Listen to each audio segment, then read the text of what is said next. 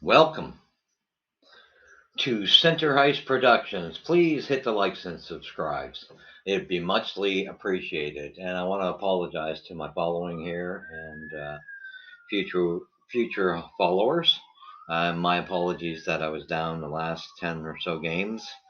Unfortunately, my equipment failed me, and I absolutely was handcuffed. Couldn't do a thing about it. But got some funds that were my personal funds that were due to me, and I had a choice whether I wanted to go on vacation, put it towards a vacation trip, or put it towards my podcast. So I chose to put it towards the podcast and to upgrade our system here. And so I wanted to just inform you this won't be happening anytime soon again to us. We have invested quite heavily, and so we've got a situation now where I've put in quite the funding towards it, whereas we have quite the backup systems now. So if one goes down, we've got another couple. So I thought that was necessary after learning this lesson. So I wanted to thank you, and I'm still using the old one that I got prepared, only because I'm used to the software. The great thing is, and I got to thank Junkie for that, is on the new system, I have the new software that he recommended. And I'll be looking forward to using that, but I have to learn a lot on it. It looks totally different. So I will get to that as I start playing with it and utilizing it. So here we are. This is an episode, like I said, it's kind of an apology and a return episode. Great ending to the season for the Habs. I mean, to hang in there with Boston on the final night. And I love that Boston Montreal thing at the end of the season. Ended on a high note. That was a good game. So, a lot of positives to take from the kids, too. I mean, wow, we've seen a lot of good signs. Yes, there's a lot to learn, but boy, what an up-tempo bunch of kids we got in the system. This is really going to be a bright future. This team is going somewhere in the future. Going to take some time, but they're going somewhere. But we're going to talk about four individuals, four key points in the off season, and we'll talk about the draft probably on a following tape. Four individuals that now we can go, whew, thank God. Yes, thank God that we can now start moving on. Okay, so number one, our biggest nemesis in our lineup has been Jonathan Drouin for 6 years. The worst trade the Habs have made in years.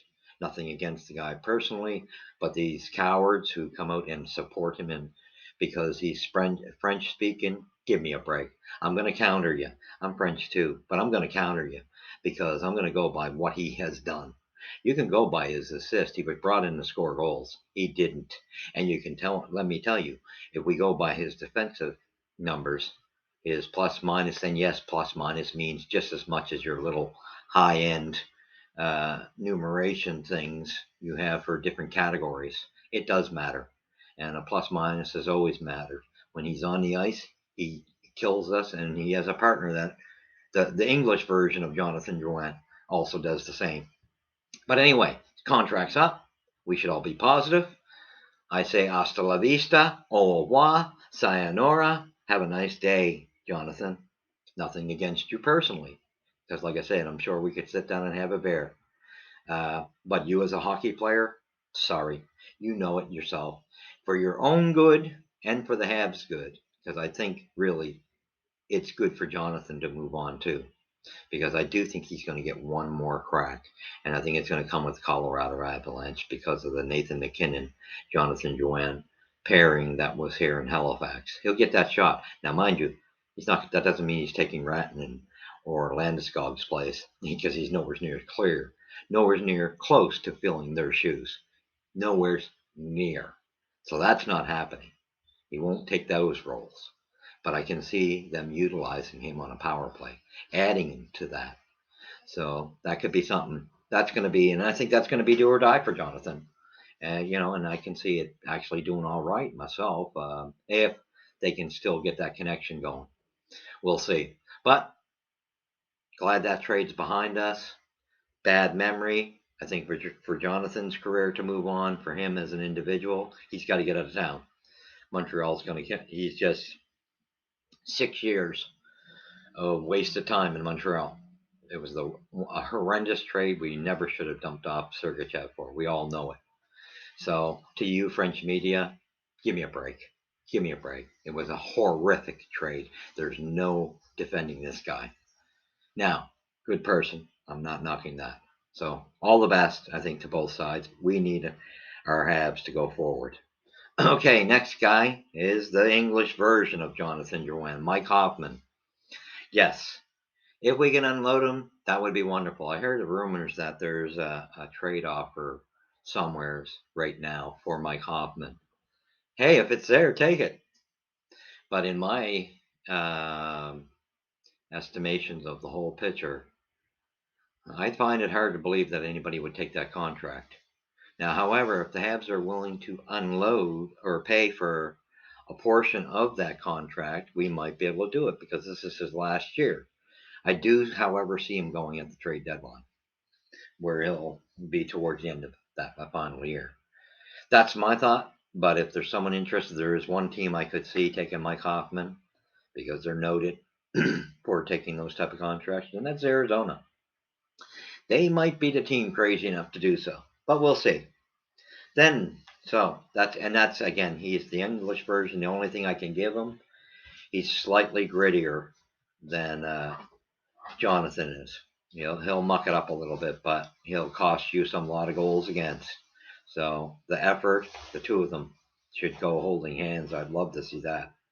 Anyway, thank you, Mike. And I unfortunately I got a feeling we're going to have you till the trade deadline. But I hope there's this trade rumor because there's so many of them that I think are crap. Is true. So that's number two. Is Mike Hoffman gone? Okay, number three. This might surprise you, but it shouldn't. He had a really bad year for himself, and that's Joel Edmondson. And we have to make moves in our back end because we have too much talent, too much depth coming up. We got two veterans that can hold the fort, and that's Mike Matheson and David Savard, who had an exceptional year. David Savard, that's a veteran to me on D that held that core and really helped the kids a lot. So good for him, and he deserves to move on because of that. As being the leader back there, he deserves to stay and lead the kids. And Mike Matheson started out horrifically, but wow, what a turnaround!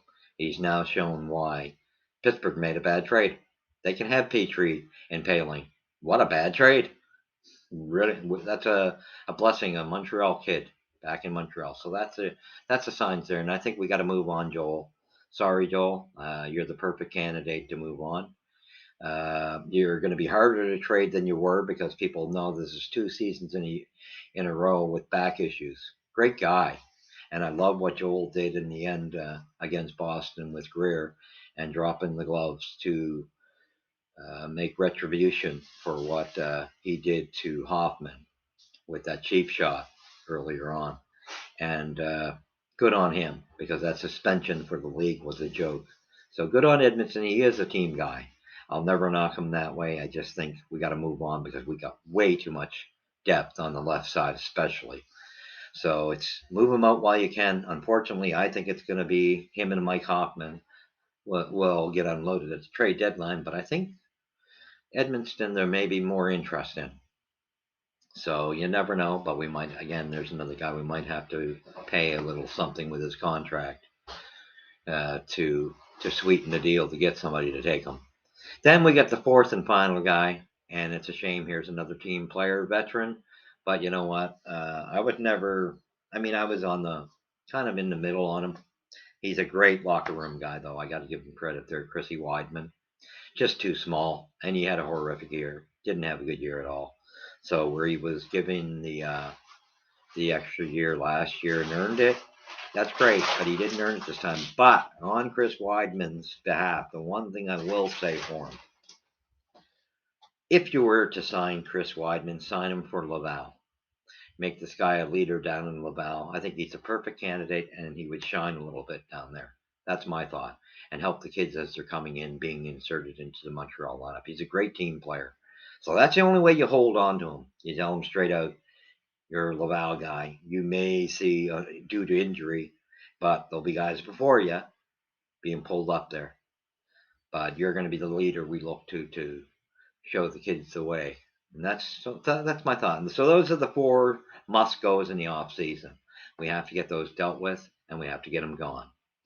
It needs to happen. Like I say, I do think two of them we're going to be stuck to the trade deadline, but you never know. Now the next thing is I do foresee we know the draft is coming up, and I will say the kids. Hats off to all the kids, Ulan and Harvey Pinard. Uh, those two especially, really, I see something there that I see these guys, if they stay on the track here and work their asses off in the off season, they'll make the lineup. Now I'm thinking they probably going to be second, third line. It's hard to say. They're in that vicinity. They definitely got the talent. No end of some buts. Work ethic. I mean, I love that little Pinard. Wow. He's just the new version of Brendan Gallagher. With that being said, then you got Richard, who showed real good glimpses as well. Now, if he can put in a really solid workout in the off season, maybe he gets those finishing things that he needs to finish in his game to make him consistent.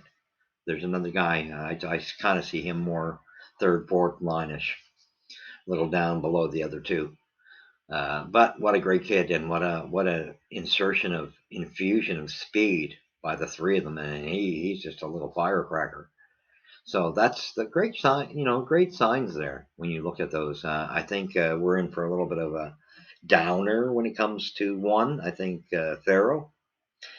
I'm not so sure he's NHL material. I hate to break that to you, Habs fans. This might be one that we had a lot of positive spins, but I think this guy is a career AHLer. I think I heard somebody, I think it was Stu Cowan, and I kind of agree with him. I think this might be a career AHLer. Might be able to bring it like Charles Houdon did, but it won't be able to translate in the NHL. That's kind of my thoughts on that. But then we got the positive of Waugh. If this guy can keep working with his foot speed, I think this could be a super positive. This could be a guy that you're looking at second, third line as well, with the smarts and the effort and the his offensive capabilities. Another shining star. So if he keeps work, but he's got to work on that foot speed because the NHL is a different world, and you can get lost pretty quick with speed. So with that being said, then we look at this young defensive core and some rumors. Like I heard another rumor from coming from all these wonderful sources, and I just get a kick. I think they just it's a lot of this comes from the French media, and here it is. The rumor is that we dump Jordan Harris because there's so much depth for Pierre-Luc Dubois. Are we trying to shoot ourselves? Because I'm not sold. I know he's a little bit of an upgrade to Anderson in points, in the point section of things, offensively, but he's still inconsistent like Anderson. I don't think we need a second one, and I don't think we need his salary. It would cost us a fortune. We lose out on some of the kids we got coming up, and God knows who we got coming up this year from this draft. So don't waste it. No, we got enough infusion, and you got to, this is a sport. You go with the best talent out there. You don't just go with, oh, we need a Frenchman all the time. When our Quebec province decides to put some money into Quebec hockey again, and you get that consistency of, we see another Mary Lemieux type, then come talk to me. But we haven't seen those type, or Claude Lemieux. We haven't seen those type of players coming out of there. So they got to up that. But even at that, it's a business, and you take the best talent available. This is what I like about Hughes and Gordon. They're looking at improving the team with the best talent available. So with that all being said, yeah, we go from there, and I think the draft, and we'll have a draft. We'll have a few episodes concerning as it gets closer on the 8th of May. I think there's going to be a big splash by the Habs. I think they're up to something. I don't think we can waste um, our two draft picks on a goaltender, but I think we need to try to get a third. first rounder somehow. I think you're going to see a splash. But like I was saying, with Jordan Harris, he's too talented to get rid of. If anything, we know, yeah, Barron improved when he came back from Laval, but Harris is a much better defenseman than Barron with his speed, his getting the puck out of his end very quickly onto somebody's stick, his vision, and his IQ. He's just much better defenseman. So I think if there's anybody that's going to be on the outside, it's going to be Justin Barron because his physical part of the game to me is still going to be a problem. It's yeah, it improved, but when push comes to shove, he kind of lacks in that area. And there's all five kids are better than he is. I'm sorry, and I've heard the knock against Kasevich. Come on, that was the biggest steal going. Him and Jack I paired up so beautifully. I wouldn't even mind seeing those two as, and they're a consistent third pairing, that's for sure. But I wouldn't even, in the state we're in yet, wouldn't mind seeing them as a second pairing. But at the same token, we got to remember we've got Mike Matheson there, and we've also got David Savard. So that's the other thing. And then the big question mark is, will Gary Bettman lift this suspension off Mailloux? Because if Logan's allowed to finally come, which he should be, he was a kid when he did this. Enough's enough. He served his time. I don't like the fact though he is a little hot headed when you look at him on the ice. They got to get him under grips there. So there's some players that like D'Angelo, he reminds me of a little bit. So that's concerning. But I think he's young enough that we can get a grip on him, and he's got the talent. And I say when you look at Gould, he's definitely your number one. I think Mailloux will be your number two. I think that's a 1-2 punch for many years to come in Montreal. And to me, I see Harris in the second pairing with whomever it's going to be, whether it be Justin Barron or somebody else that's coming up. Someone like like Hudson, Lane Hudson. Who knows? Right? But I think Kasevich and Jacky are a perfect pair. But then again, maybe they get paired with a branch off with one of the smaller guys too. You got a lot to look at, and it's a great thing. I think David Savard deserved to be rewarded as being the leader. He was by far the leader of that defense. Good job, David. You deserve to be commended. Yes, you're slow-footed, but you did the shots you blocked were incredible, and I do believe in shot blocking defensemen. I heard someone in a podcast say they don't. Give me a break. It's part of the game. Come on, if you don't want to block shots, that's how the puck keeps going in your net. So let's get back to the Gainey, Carbonneau, Larry Robinson, Craig Ludwig type of era where those guys dove in front of everything. You know what I'm saying? So that needs to get back. The Hal Gills. So so we got a lot of positives, and we got to see some defensemen and some players other than those main ones I just mentioned that they'll probably never make it to the NHL again, but they got to look, they got to sniff, and they got a chance to look at them. So I think it was all positives. I think Gordon and Hughes did a wonderful job, and they're doing a wonderful job of building this team. And Marty St. Louis, what a perfect choice as a coach because he got this team playing. I mean, this team looked respectable. And to hang him with Boston, I was so fearful they were going to beat him. But to hang in there, and there's other guys like Pizzetta. We're going to talk about him in a future tape. But the guys who had stepped up, the guys who dropped, and Pizzetta was one of our real. I think Michael Pizzetta and Sam Montembeault were real shining stars of impressing, of moving. They took a step forward, and that'll be another one coming up, our goaltending situation. But I don't want to see us go after that I mentioned him in the previous taping. That goaltender from Buffalo. I can't remember his name, but because he was a seventh rounder as well, I'll have to dig that up. But I think that's a total mistake if we get into that. And the same thing with the Wolf kid from Calgary. I think between the two of them, we stay clear of it because you're looking at another Keith, or not Keith, Caden Primo. And Primo's not NHL material. So I think the kid from Buffalo will be better than Primo. But I don't think you look at seventh rounders as being your hero. So don't waste players on that. Go after find a way to get one of those top goaltenders. If you want a top goaltender, you got to get him in the first or second round. I say more so the first if you want to carry Price. So that's my thought on that, and we'll talk about it because I think we have the next episode, we're going to talk about changing of the guard in the net, because I think Sam Montembeault has just stepped forward this season and proved he should be the starter for the following season. So we'll end it off on a high note like that, and good kudos on him for getting a chance to go to the World Championships. Good on him. He deserves it. Worked hard. And great on this Montreal thing. Now, the only thing they got to get a grip on is the health department. Something's wrong. We all know it. For that to have gone on this long, there's a failure. And there's a big failure there. Let's get a grip on it. Let's knock the heads out of there, clean house, and get the proper people in, because something's not right with that many injuries this long. So, on that note, I want to thank you guys all. Again, we'll be doing some tapes, and we're back. Thank God, and thank you for hanging with me. Tell your friends to hit the likes and the subscribes. I'd muchly appreciate it. Got to get out of this channel. And I'm debating on doing a couple live shows through the draft time and the off season.